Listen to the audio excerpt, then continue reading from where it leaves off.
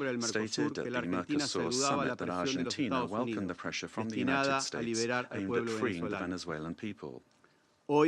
Today, the international community faces a new scenario that poses a dual challenge: to support a genuine democratic transition in Venezuela and to contribute to the lasting restoration of peace and security in our region. Faced with both challenges, the Argentine Republic stands ready and willing to cooperate.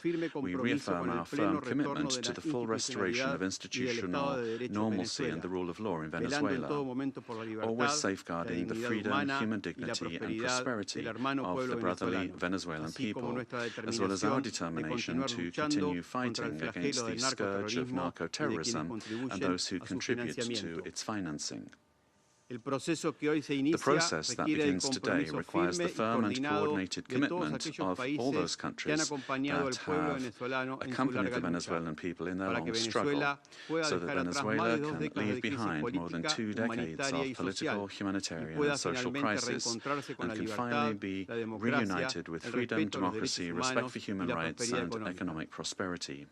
Mr. President, finally, the Argentine Republic requests that the authorities responsible for administering the transition in Venezuela contribute to the immediate release of the Argentine citizen Nahuel Gallo, who has been in a situation of enforced disappearance since the 8th of December 2024, in clear violation of his human rights, and that his prompt and safe return to our country be guaranteed. Thank you. I thank the representative of Argentina and now give the floor to the representative of Chile. Thank you, Mr. President. Chile would like to thank Somalia for convening this informational briefing under the item Threats to International Peace and Security. We'd also like to thank Madam Rosemary DiCarlo, USG for Political and Peacebuilding Affairs, as well as the briefings from Mr. Jeffrey Sachs and Ms. Mercedes de Freitas. President, Chile would like to express our deep concern and firm condemnation of the unilateral military action taken by the United States in the territory of the Bolivarian Republic of Venezuela. We also reiterate consistently our firm commitment to respect for international law, sovereignty and territorial integrity of states, and the peaceful settlement of disputes, the prohibition of the threat or the use of the threat of force, and full respect for human rights. These affirmations are accepted by the majority, and they must maintain their importance in order to preserve international peace and security. We said this on the 23rd of December when we took the floor, and we reiterate this today. Chile does not recognize the Muduro regime, but serious violations of human rights being faced by Venezuela do not have a military solution. They can only be addressed through peaceful, gradual, and inclusive measures that will take into account the legitimate aspirations of the Venezuelan people. Respect for international law does not allow for exceptions, including when it comes to addressing the illegitimacy of a president. Problems must always be solved within the normative framework that we have provided for ourselves as nations. The future of Venezuela must include free elections, citizen participation, and international assistance, and not with actions that could create dangerous precedents or escalate tensions in the region with serious consequences for the population. Chile, as a witness of history and based on our own experience with the loss of democracy, where there was foreign interference that caused extreme damage and pain for the Chilean people, we were able to recover our democracy through a transitional process that was carried out with the assistance of the international community, the strength of organized citizens, and through our institutions. Mr. President, Chile would like also to underscore the urgent need to continue with coordinated efforts multilaterally to address transnational organized crime, and we're also convinced that Latin America and the Caribbean must continue to be a zone of peace, because that zone of peace not only serves Latin America and the Caribbean, but the entire world. An armed conflict will have devastating humanitarian consequences in Venezuela and in the region. It will worsen the suffering of the civilian population and worsen even further the displacement, insecurity, and vulnerability aspects of the situation.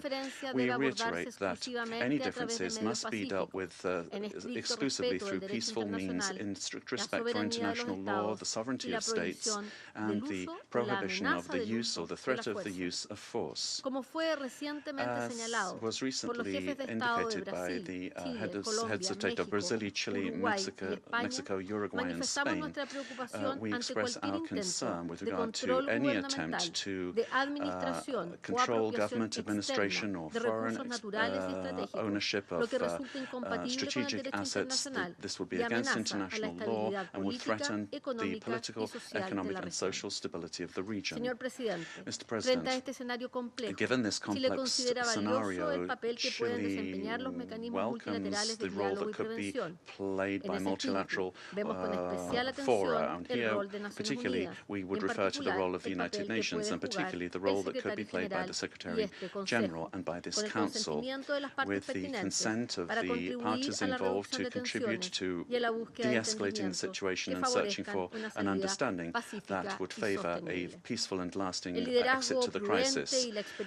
Prudent leadership and experience of our organization, as well as the regional organizations and mechanisms, could be very relevant to avoid a further worsening of the situation and to keep open the channels of communication. Chile reiterates its preparedness to support constructive initiatives that will point in this direction and work together with countries of the region and with the international community for stability and mutual understanding and respect for the principles that underpin this organization. Thank you. I thank the representative of Chile for the statement and now give the floor to the representatives of Brazil. Mr. President, we'd like to thank Somalia for convening this emergency session of the Security Council. Brazil categorically and firmly rejects the armed intervention in Venezuelan territory in flagrant violation of the Charter of the United Nations and of international law. The bombings on Venezuelan territory and the capture of its president cross an unacceptable line. These acts constitute a very serious affront to the sovereignty of Venezuela and set an extremely dangerous precedent for the entire international community. The Charter of the United Nations establishes as a pillar of the international order the prohibition of the use of force against the territorial integrity or political independence of any state, except in the circumstances strictly provided for therein. The acceptance of actions of this nature would inexorably lead to a scenario marked by violence, disorder, and the erosion of multilateralism to the detriment of international law and institutions. The effects of the weakening of international governance and cooperation mechanisms are already evident. The record number since the Second World War of 61 active armed conflicts, the unprecedented figure of 117 million people in situations of humanitarian disaster around the world, reflecting the increase in wars, displacement, and crimes against humanity, such as the genocide in Gaza, and the global increase in military spending, which is approaching the historical mark of $2.7 trillion.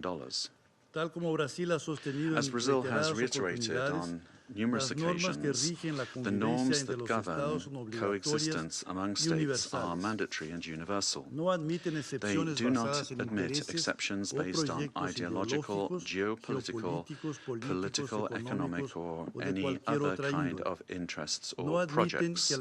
They do not admit that the exploitation of natural or economic resources justifies the use of force or the illegal change of a government. The multipolar world of the 21st century, which promotes peace and prosperity, must not be confused with spheres of influence. We cannot accept the argument that the end justifies the means. This reasoning lacks legitimacy and opens the possibility of granting the strongest the right to define what is just or unjust, what is right or wrong, and even to ignore national sovereignties, imposing the decisions to be taken by the weakest. Latin America and the Caribbean have made peace a conscious, lasting, and irreversible choice. The resort to force in our region evokes chapters of history that we believed we'd left behind us and endangers the collective effort to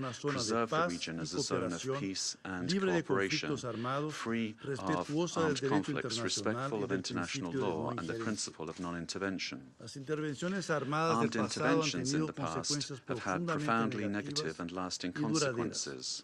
Contrary to freedom and democracy, those interventions produced authoritarian regimes and serious violations of human rights, leaving as a lamentable result thousands of dead, political prisoners, tortured persons, and disappeared persons whose families still today search for their loved ones, as well as justice and reparation. For the first time in South America, a profoundly alarming event has occurred. An external armed aggression with the deployment of troops and bombings in a neighboring country contiguous with Brazil, with which we share more than 2,000 kilometers of border. Mr. President, South America is a zone of peace. I insist upon that. We have upheld and will uphold with full determination peace and non-intervention in our region.